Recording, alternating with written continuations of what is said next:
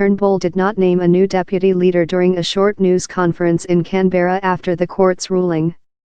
The Australian leader had been scheduled to travel to Israel on Saturday for a week-long visit, but Sky Television reported he had decided to delay the trip indefinitely. Turnbull's centre-right coalition is now in a precarious position.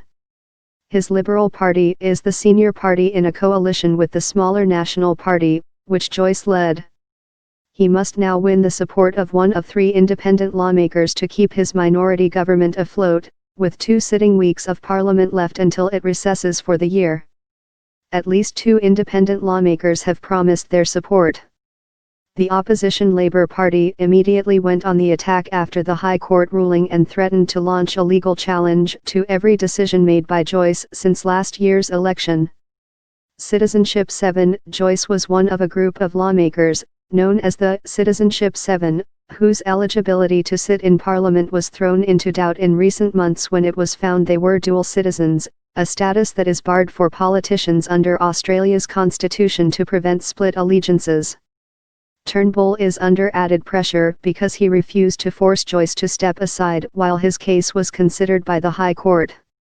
Joyce, whose New England electorate is in rural New South Wales state, renounced his dual New Zealand citizenship in August. "The business of government goes on," Turnbull said as he confirmed that the New England by-election would be held on December 2. Joyce confirmed he would stand in the by-election, which polling shows he has a strong chance of winning. "It is a tough game, politics," Joyce told reporters in the rural town of Tamworth in his electorate. "You take the hits and the sacrifices." Acting Labour leader Tanya Plibersek said Turnbull had shown reckless judgment in keeping Joyce on the front bench during the court challenge.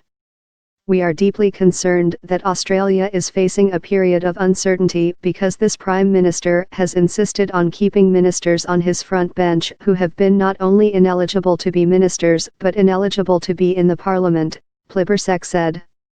Dollar dips. The Australian dollar fell as low as $1 after the ruling to a level not seen since July 11. It pared some of those losses to last trade at $1 as investors considered Joyce's chances of re-election.